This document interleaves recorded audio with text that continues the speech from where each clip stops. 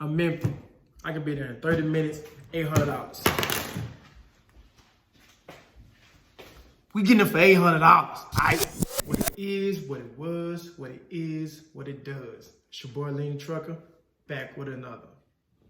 For those of you who have yet to subscribe, please subscribe. Welcome on into the family. Like, share, comment on the video. Click that notification bell. That way, you'll be notified when I do release a video. Now let's get to the video. Why you sleeping on us? Why you sleeping on us? No cap, we gon' have to make them believe us. Yeah, wake up, yeah. Wake up, sleep on us. Wake up, yeah. Wake up. Today's video is inspired by Facebook trucking group that I'm in. I would mention the guy's name, but I didn't ask him for permission first, so I'm not gonna do that. But what it's based on is negotiating and dispatching. He asked me to make a video and got likes on it, so I'm assuming that's what people want to see, about how to stay in business, dispatching yourself, and how to negotiate for better rates. Because let's face it, we cannot afford to be leaving money on the table between all the fees that we have out here, factoring companies. You know, I can go through them, but we're gonna get to the point of the video. I do find it very important to mention that everything that we're gonna talk about today is based on a normal, regular market. We know what happened between the whole, country shutting down. It screwed up a lot of things for all of us. I believe just about every single one of us as truckers have been affected between less loads being available and the brokers knowing there are less loads available. That's a little not so fun fact that I'm not sure if a lot of people know. So let me go ahead and just say that now. The brokers are able to see both sides of the board. So they're able to look and tell how many trucks are in the area looking for these loads. And a lot of times they determine their rates based on the available trucks that are out there to run those loads. So obviously if if there's on, let's say 10 loads on the board, you got 100 trucks, they drop their rates down significantly because they feel like one of those 100 are going to accept this low ball rate, as opposed to we're going to flip it. There's 10 drivers or 10 trucks and 100 loads. At this point, they have to get that load covered. That's where the negotiating come in, but we'll get to that. But they have to get that load covered, and then that's when they will get closer to their best rate at that point because they're desperate. So due to the lack of loads right now in this current market, at the time that I'm making this video, these strategies and some of these tips that would normally work will be a little tougher to pull off now.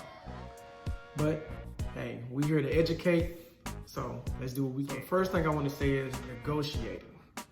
Negotiating for me, one-on-one, is knowledge. The ability to negotiate comes from knowledge. If you feel like you have the information that you need starting in, you automatically become a better negotiator at the time. So for an example, we're gonna say you're gonna go buy a used truck that's gonna cost $40,000. You know, because of your research, that this truck should run you around $40,000.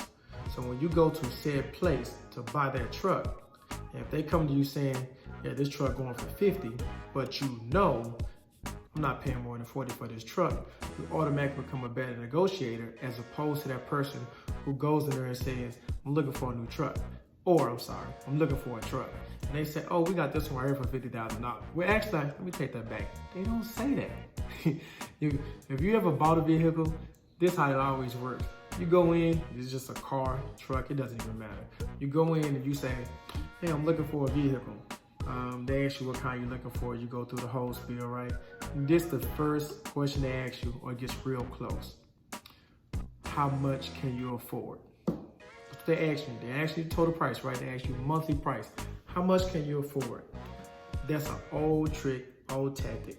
All they're really trying to figure out is, if you can afford to pay $500 a month, trust and believe they're gonna find you a car. It's about $550. That's what they're gonna do. And in that process, you're not really negotiating. You may believe you're negotiating, but you're not negotiating. They took your words on what you can afford on a monthly rate, and they finna screw your entire loan process up. And you will find out later on your loan contract details to go to the finance office, if you're paying attention to that part, you just got screwed. That's why your knowledge determines your ability to negotiate. It's because when you know, you can go over more information, you know what to say, how to say it, and so on. I didn't have this information. When I first started, as far as having my own authority, I jumped out there with a dispatching service and it lasted maybe 2 months tops. I was done. I was sinking, I was going under. I had to figure out all these things on the fly. What works, what don't work, how to make it work. I just had to figure it out. I'm a hustler, I had to figure out what works. And this is why it's very important to know your market. I say this a lot, know your market. When I say know your market, it entails quite a few things. One, do you want to drive in? Do you want to haul reefer products, flatbed, and so on? That part matters a lot. Also, do you want to be local, regional, over the road? I know I've seen anyway, a lot of people saying, you can't do anything local, you can't make it. Well, in my time in, my years in, I've been home every single night. And I got other friends who managed to make it work being local. But that's in Texas. It's a different market than, say, in Florida. And that's what we're going to talk about, knowing your market. And knowing your market determines your ability to be able to do said things. Regional, local, straight OTR. So here are the general rules. We're going to stick to the more popular ones, which is van, flatbed, and reefer. The highest paying one that you can haul are the reefer loads. Second up is flatbed, and then third is van. So now that you determine what you want to haul, now your next step would be, will this work for the area that I'm in, as far as the city, state, and also will this be in conjunction with the ideal I want to be at home on weekends. Let's just say that's what you want to do. Your whole point is I want to make set amount of money and I want to be home on the weekends. Is what you're doing, what you're hauling in the areas, those surrounding areas that can make sure you stay close enough to get home on weekends. Is it possible to be home on weekends with what you're hauling in the area that you're in and make it all work? The reason why flatbed works where I'm at, because out of the top 10 cities in America, as of last year, Texas had 5 of the top 10. What happens when you got growing cities? They're building. So as long as they're building, they need construction equipment, whether you're talking equipment as far as forklifts, building materials, shingles, lumber, all these things are needed when you're building stuff. So fast growing states, cities always require building materials as flatbed work. So where you are, where you're willing to travel is very essential to your success in this business. So one of the best things I believe you can do is to create a lane. And what I mean by creating a lane is, let's say you're in California. You can go from California to Arizona, and then Arizona back to California. Okay, if you keep doing that enough, what happens? You start to, number one, you start building contacts as far as brokers. You start having someone in your system where you're saying, okay, this I can get from California to Arizona at this rate and get back. Secondly, I just mentioned it, what it also does is you have the rates. Now you know what you should be getting paid, what you have been getting paid, and now you're able to negotiate based on what you have been getting paid. Yeah, I know some of you are asking, well, hey, how do I know which one to haul for the area I live in? I got a little bit of good news for you. I'm gonna go through the top 10 and the top bottom regarding the big 3 and help you determine, well, give you the information so you can determine which one better suits you and your goals in the area that you live in. So we're gonna go over information according to DAT for the past 12 months as of October 30th of 2019. I'm going to put the stats on the screen, but as a fellow trucker, I know that when we're watching these videos, we don't always have time and it's not safe to look down at the screen, so I'm gonna read them as well. That way you can still follow along and gather the information that you need. So instead of going through all the numbers and making this video too tedious, what I'm gonna do is, I'm gonna just go from 1 through 10, and I'm just gonna read out the states. And if you're watching, you can see for yourself the amount of loads and the average pay per mile. We're gonna start with flatbed at the top 10. It starts Alabama, Texas, Arkansas, Georgia, Mississippi, Illinois, Ohio, South Carolina, Virginia, and Indiana. I do want you guys to notice that the average load of pay here per mile is over $2. With the lowest one that's came in number 2 is Texas. Their rate is $1.67 a mile, but if you notice, Texas has more loads on this list than anybody else in the country. That part matters. That again gives you the ability to negotiate.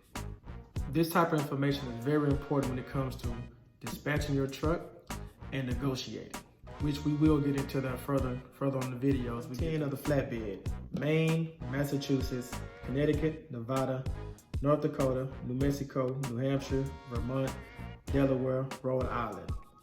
You have the lowest here. The average is looks like about $1.50, and the load amount, it goes way down. Like for example, Texas had 2.6 million. Over here, you got one as low as Rhode Island, 12,000, roughly 13,000. It's gonna be virtually impossible to get a load coming from that area. Top 10 in reefer: Texas, California, Illinois, Ohio, Georgia, Pennsylvania, Wisconsin, Missouri, Indiana, New Jersey.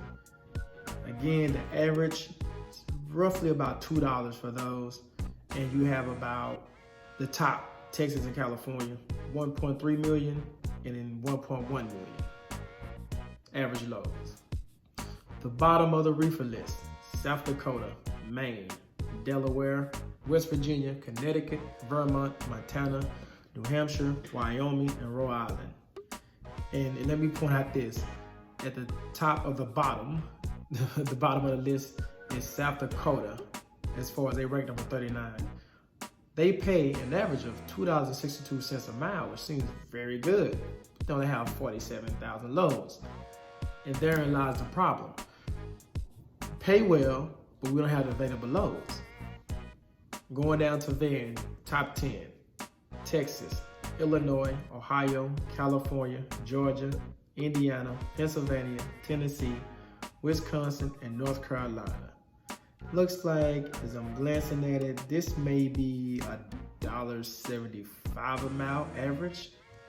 And Texas leads the way yet again as far as the volume of loads, 2.4 million. The next closest is Illinois, 1.5 million.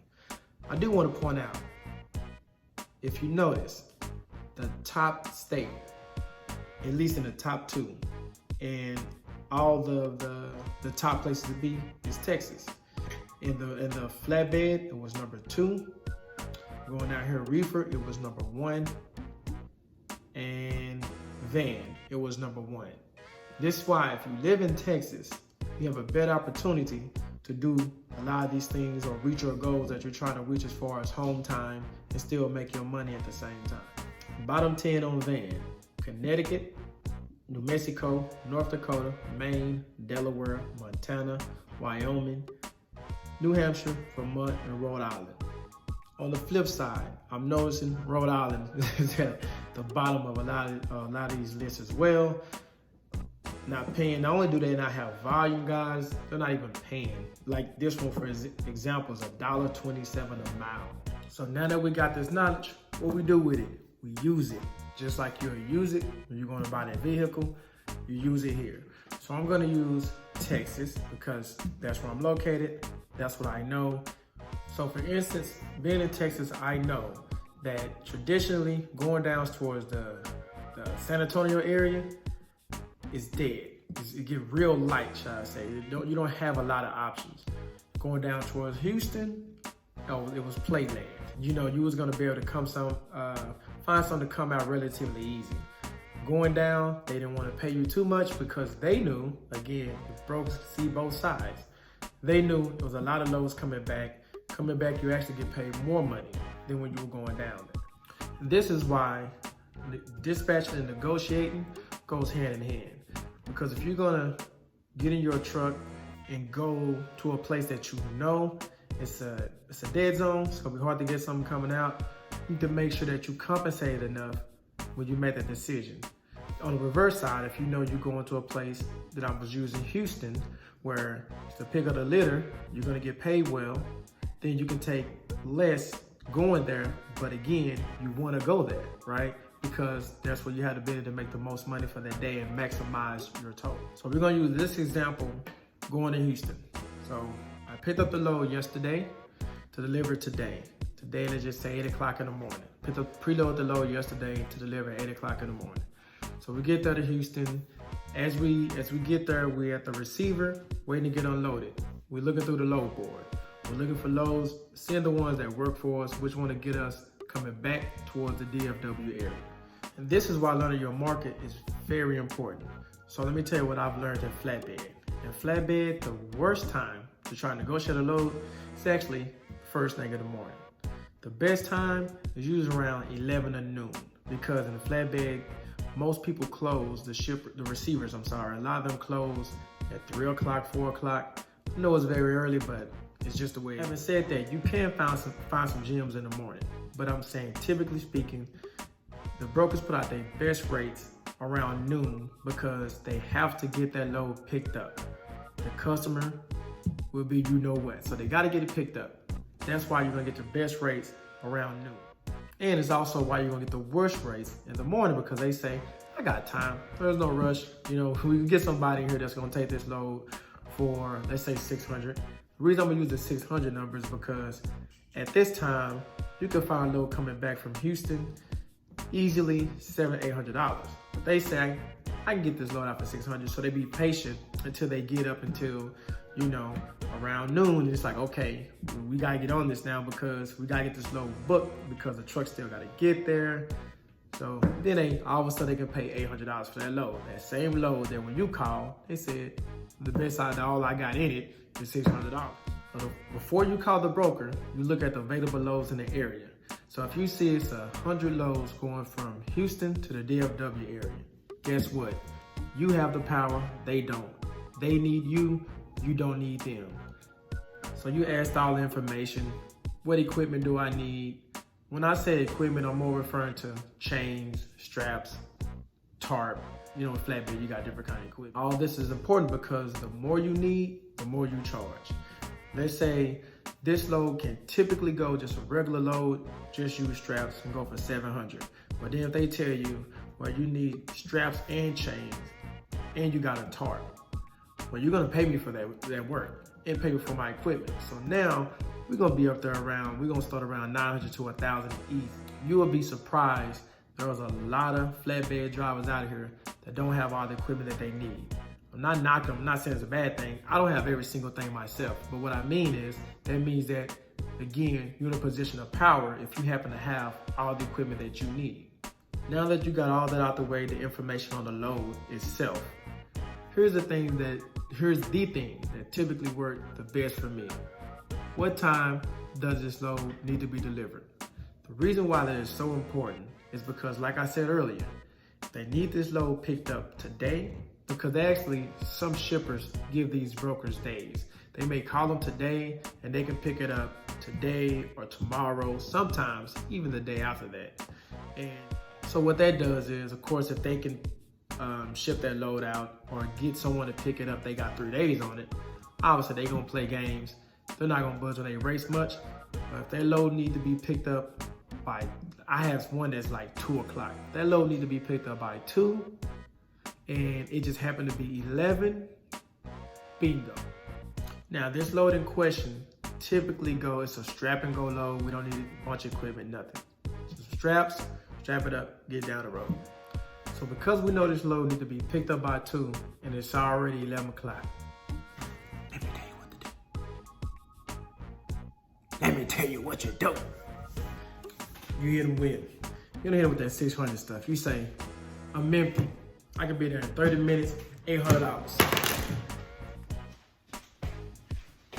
We getting it for $800, all right? Yeah. Yeah. So anytime you can find that it's a hot load, use that to your advantage because you got them by the balls. That's why on the contrarian, you never tell them, I'm just trying to find a backhaul. That's code to, I'll take anything. Don't be that guy. So this is also the benefit of creating that lane. When I say create a lane, if I'm going from Dallas to Houston, Houston to Dallas. So what happens if you do that enough times, you're going to start developing relationships with brokers. And when you develop those relationships, you can just email them. So again, let's say I'm going to Houston again tomorrow. I know I'm already going. I email them right now, say, hey. So you just email them, say, hey, we just did a load yesterday, going from Houston to Dallas for 800. I'll be down there again tomorrow, just trying to see if you have another one. And a lot of times, they'll have it. They won't put it on the board because they usually don't put the loads on the board until that day of. Every once in a while, people put it before, but a lot of times they do it the day of. Well, now you have taken that load. They have to negotiate for it because you already did the work, because you tell them, the last time we did it for 800. And chances are if they gave you 800, they was probably getting 900 anyway, minimum. So everybody wins. To recap, your ability to negotiate comes from knowledge. You have to get that first. Learn where and what you want to run based on your overall goals. Home time, the amount of money you want to make, and so on. Learn the best and worst times to negotiate. And the flatbeds is pretty easy simply because most of them is, generally speaking, 7 a.m. to 4 p.m. So your time is fairly easy to figure out, the best time to negotiate. Now the dry van and the reefer is different because their hours of receiving hours, shipping and receiving, are more wide ranging. I believe the reefer is like 24/7 and maybe some dry vans. But another tactic you can do is be the night driver. A lot of people don't like driving nights. Everybody want to drive during the daytime. So you will be one less truck if you drive at nighttime as far as trying to negotiate for a load. Last but not least, start high. Make them come down on the rate.